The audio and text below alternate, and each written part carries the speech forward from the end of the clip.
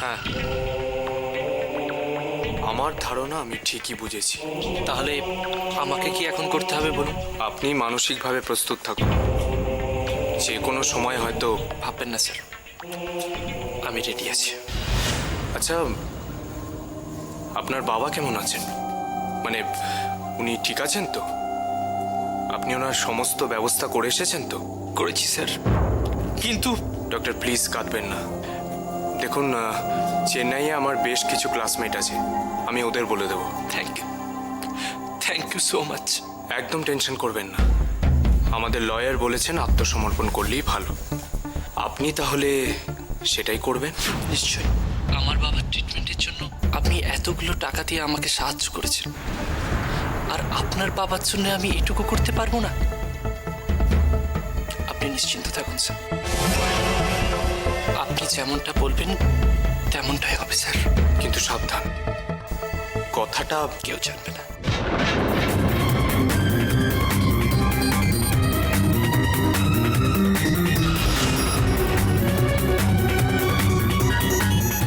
দাদা, এটা কি সার্ভিস ট্যাক্স? মানে এটা কি হোটেল নাকি? গ্রাম থেকে এসছেন, চিকিৎসা করাবেন, এদিকে পয়সা দেবেন না? বাদ দাও কৃষ্ণ, কথা বাড়িয়ে কোনো লাভ নেই।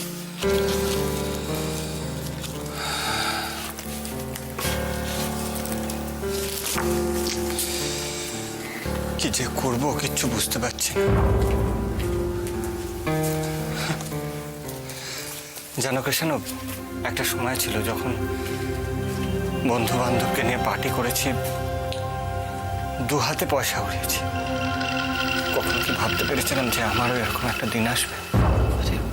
রুদ্রদা, তুমি এত ভেঙে পড়ছো কেন? কটা দিনের তো ব্যাপার, আর সত্যি সত্যি তো কোনো ক্রাইসিস হয়নি।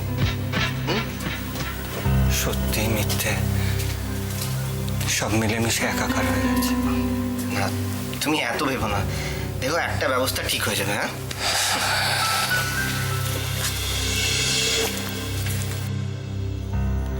কিন্তু সৈকতদার সাথে যা ঝামেলা হয়ে গেল, এরপরও কি ফোন করে টাকা নেওয়াটা ঠিক হবে?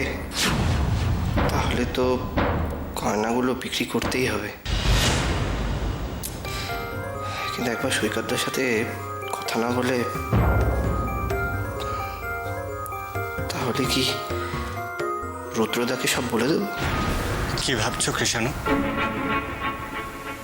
আমার কথা তো ভেবো না। না না, আমি ভাবছিলাম যে তোমার এই ব্যাংকের ঝামেলাটা মেটেনি এখনো। না, মিটে যাওয়ারই তো কথা। দেখো না, অফিসের ব্যাপার তো, কিছু বুঝতে পারছি না। অফিসে তো 18 মাসে একটা বছর হয়। গয়নাগুলো তাহলে বিক্রি করেই দিতে হবে। তাছাড়া ওভাবে বাড়িতে রাখাটাও তো রিস্ক। এক্সকিউজ মি ডক্টর, আমার ওয়াইফ এখন কেমন আছে? আগের থেকে অনেকটা ইমপ্রুভ করছে, তবে সারতে সময় লাগবে।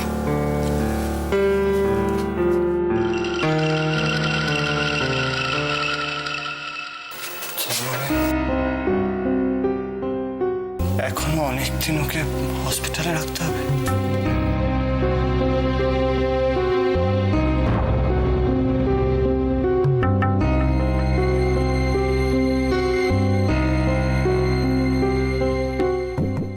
স্যার, শুনেছেন তো আমাদের নার্সিংহোমে যারা স্যালাইন সাপ্লাই করতো তাদের সম্বন্ধে খবরের কাগজে কী সব আজে বাজে কথা লিখেছে। স্যার, এই অবস্থায় এখন স্যার, আমাদের স্যালারির ব্যাপারে কিছু কথা আছে। সৈকত স্যার তো নেই। প্লিজ প্লিজ, এসব নিয়ে আমাকে বিরক্ত করবেন না। আপনারা এখন আসুন প্লিজ প্লিজ।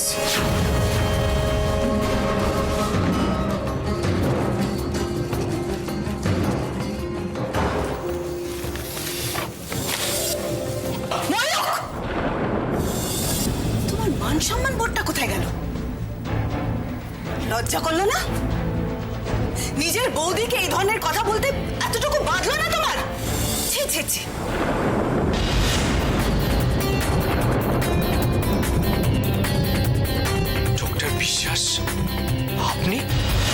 কাউকে এক্সপেক্ট করছিলে, ডক্টর ময়ূক দেবরায়?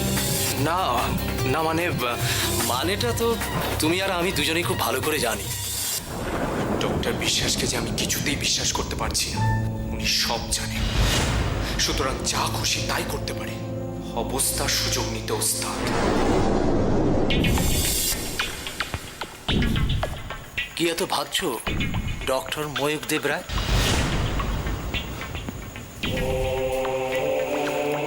তোমার দাদার জন্য টেনশন হচ্ছে, তাই তো? হ্যাঁ দেখো, অত চিন্তা করো না, তোমার দাদা ভালো হয়ে যাবে। আর এরকম সিচুয়েশনে সবচেয়ে বড় মেডিসিন সেবা। তোমার বৌদিকে তো খুব স্টেডি দেখলাম। ডক্টর বিশ্বাস কিন্তু অর্জুন সিনহার বন্ধু। কি হলো, চমকে গেলে? ভয় পেলে নাকি? বৌদিকে নিয়ে তুমি আমাকে চেক দিতে পারবে না ডক্টর বিশ্বাস। যত সব অসহ্য। কিছু তো একটা করতেই হবে, নইলে যেরকম উল্টো হওয়া বইছে তাতে যে কোনো সময় ঝড় উঠতেই পারে। এ ব্যাপারে টুইমার সাথে কথা বলাটা খুব দরকার। ইয়েস, টুইমাই ঠিক বুদ্ধি দিতে পারবে।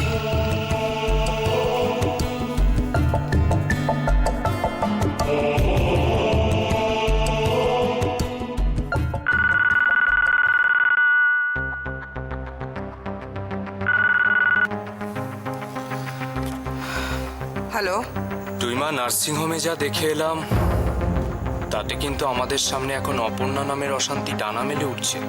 আর সেখানে উৎসাহ দিচ্ছে সুতপা, তাই তো? ঠিক তাই, যেভাবে হোক আমাদের আটকাতেই হবে। সুতপার মনটা ঘুরিয়ে দিতে হবে ময়ূক। কিন্তু টুইমা, এটা কি করে সম্ভব? কোনো কিছু অসম্ভব নয় ময়ূক। এই অবস্থায় একটাই জিনিস সুতপার মন ওখান থেকে সরিয়ে দিতে পারে ময়ূক, আর সেটা হলো... বুঝেছি, একদম ঠিক বলেছ টুইমা। এই মোক্ষম চালটাই দিতে হবে। এক কাজে দু কাজ হবে। তোর পক্ষের একটা মানুষকে তুই তোর পাশে পাবি। You try your best. তুই দেখবি ময়ূক, তোর মা তোকে আবার বেশি করে ভালোবাসবে। আমি দেখছি আর কি করা যায়। তার মানে আমি একদম ঠিক ট্র্যাকেই আছি।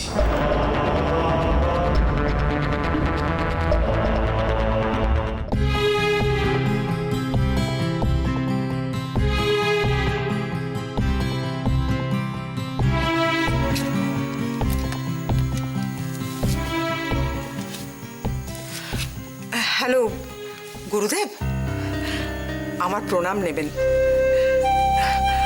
আমি খুব বিপদে পড়ে আপনাকে ফোনটা করলাম।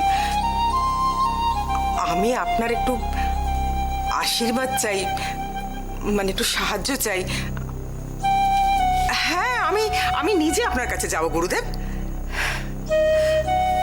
প্রণাম নেবেন।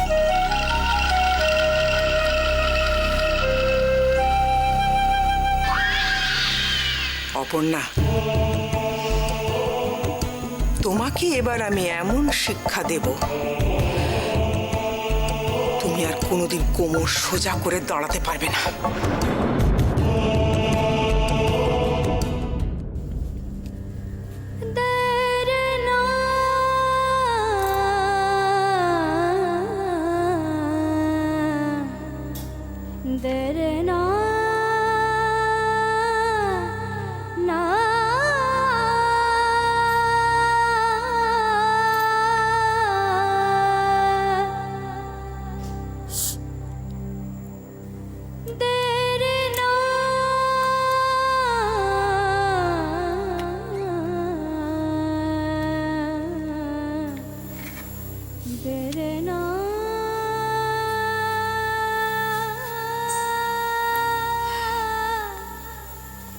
এই ঘরের প্রত্যেকটা জিনিসের সাথে কত সুখ দুঃখ জড়িয়ে আছে।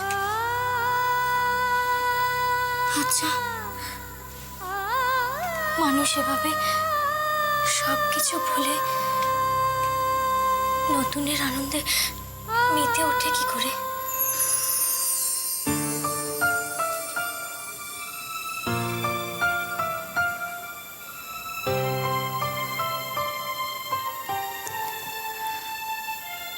কৃষ্ণ বলেছে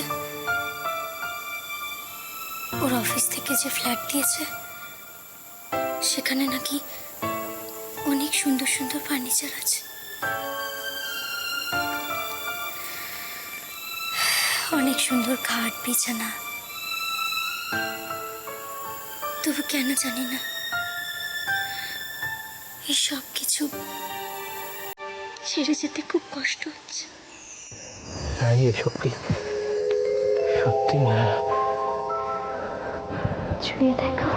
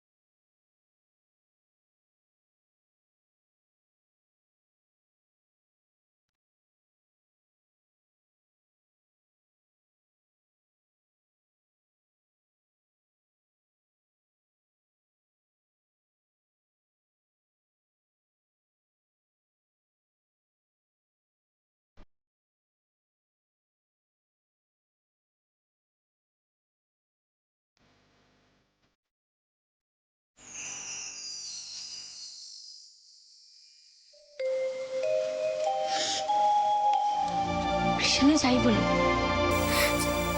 এই খাটটা আমি নিয়ে যাবো।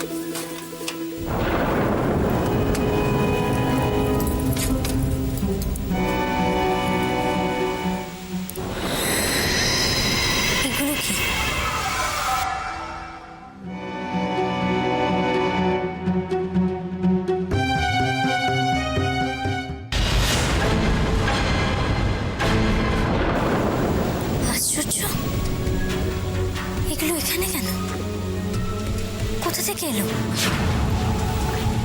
কে রেখেছে? কৃষ্ণু নিশ্চয়ই জানে। ওকে একটা ফোন করি। না, ফোনে হবে না, সামনাসামনি প্রশ্ন করব। আমাকে জানতেই হবে এগুলো এখানে কেন। তাছাড়া কারণ যাই হোক, কৃষ্ণু কথাটা আমাকে বলেনি কেন? কিসের এত?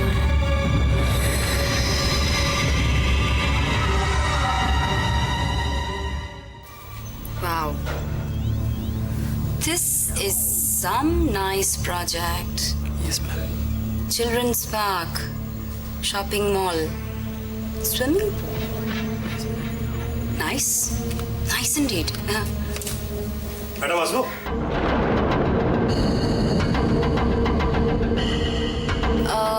জাস্ট এক্সকিউজ আস, আমার ওনার সাথে একটু কথা আছে, আপনি কাজ করুন গে। বসুন। বলুন। ওখানে টাকা পয়সার খুব প্রবলেম চলছে। প্রবলেম তো হবেই। মিসেস অধিকারী। না না, থাকো সব। আপনাকে বলেছিলাম না ওই নার্সিংহোমের ওই বিলটা। ও হ্যাঁ, এই যে। থ্যাঙ্কস। Very well then. বাহ, আপনি দেখছি সব কাজ ঠিকঠাকই করছেন।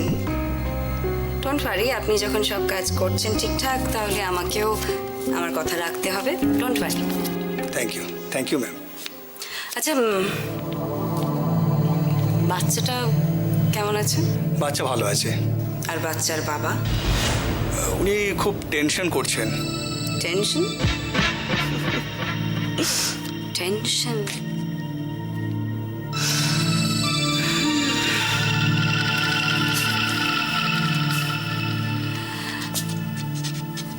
টেনশন তো করবেই। কত টাকা পাবে কোত্থেকেও? আকাশ থেকে তো টাকার বৃষ্টি হয় না, তাই না?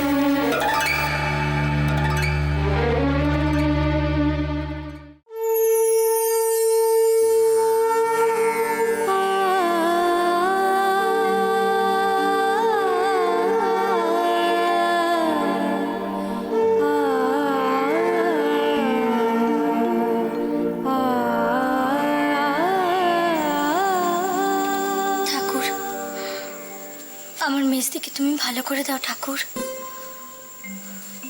বাচ্চাটাকেও এখনো দেখতে পাইনি। ওকে তো তুমি সবই দিয়েছ, তা সত্ত্বেও এভাবে কেন কষ্ট দিচ্ছ ওকে? কেন? আর আমি তো স্বামীর মঙ্গল ছাড়া আর কিচ্ছু চাই না। স্বামীর ভালোবাসা, ভরসা আমার কাছে সব। তাহলে আজ কেন বারবার মনে হচ্ছে,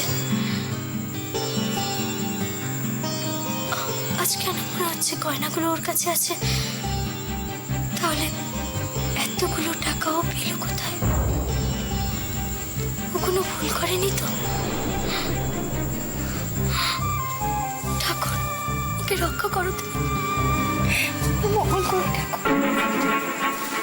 উফ বাবা, রোজ রোজ বাড়িতে ফিরে পূজারিনীকে দেখতে দেখতে না আমি বোর হয়ে গেছি। এই শোনো, নতুন ফ্ল্যাটে গিয়ে না নো পুজো, হ্যাঁ, সবসময় একদম ফিটফাট হয়ে থাকবে।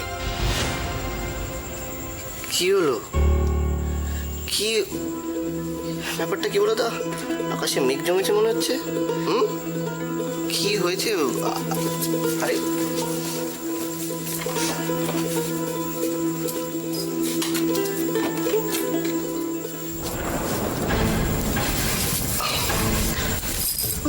এগুলো এখানে এলো কি করে? হ্যাঁ মানে আমি আমি কি করে জানবো এগুলো এখানে কি করে এলো? তুমিও না সত্যি অফিস থেকে এসছি, কোথায় একটু চাটা দেবে তা না, পুলিশের মতন জেরা করছো। দেখ, চোরের মতো কাজ করলে পুলিশের মতো জেরা করতে হয়। রাই, তোমার কি মাথা খারাপ হয়ে গেছে নাকি? কি? হ্যাঁ, সারাটা দিন ভেবে ভেবে আমি পাগল হয়ে গেছি। রাই, তুমি যেটা ভাবছো সেটা সত্যি নয়। তাহলে সত্যিটা কি? আমি যে কৃষ্ণানুকে জানি, যাকে আমি ভালোবাসি, সেরকম কাজ করতেই পারে না আমাকে না জানা। বুঝেছি, তোমাকে সত্যিটা বলতেই হবে। রাই, আমি যখন এই গয়নাগুলো নিয়ে নার্সিংহোম থেকে বেরোলাম,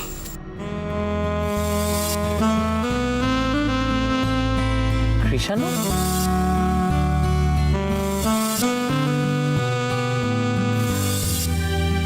এই সময় তোমাদের পাশে দাঁড়ানোর মুখ আমার নেই, কিন্তু আমি তোমাকে বিশ্বাস করতে পারি তো? এই গয়নাগুলো তোমার কাছে রাখো। না তুমি ওর কিন্তু সঙ্গে চলো, ব্যাংকে চলো। এটা হয় না। খুব হয় কৃষাণু, খুব হয়। আর তুমি কষ্ট পাবে বলে আমি কথাটা তোমাকে বলিনি।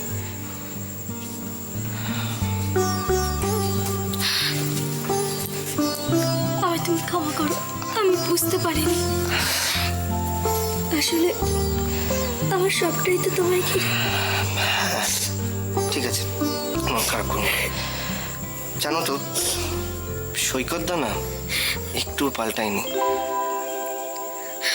আমি জানতাম ওদের বাড়ির অন্যরা যে যাই হোক না কেন, সৈকতের মতো মানুষই হয় না।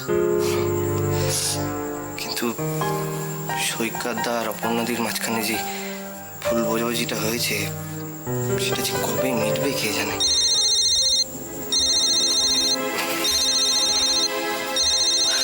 চুই, হ্যালো, কি ব্যাপার?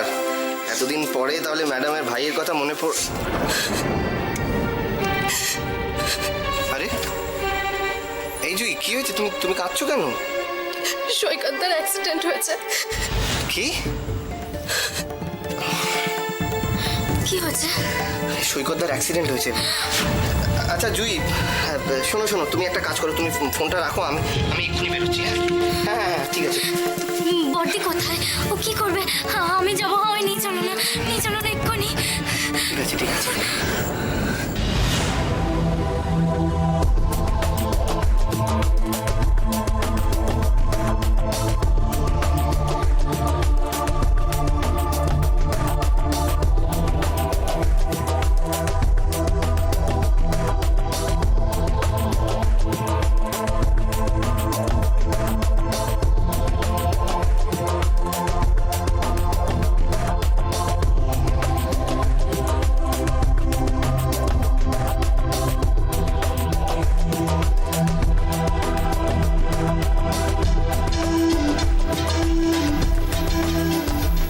সিস্টার,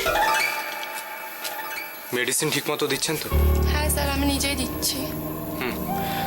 অন্য কেউ এসে বিরক্ত করছে না তো? না স্যার, আপনি বারণ করেছেন বলে আরএমওদেরও চেক আপ করতে বারণ করে দিয়েছি। গুড। আপনি একটা কাজ করুন, আপনি এখন আসুন, আমি এখানে আছি। ওকে, থ্যাংক ইউ স্যার।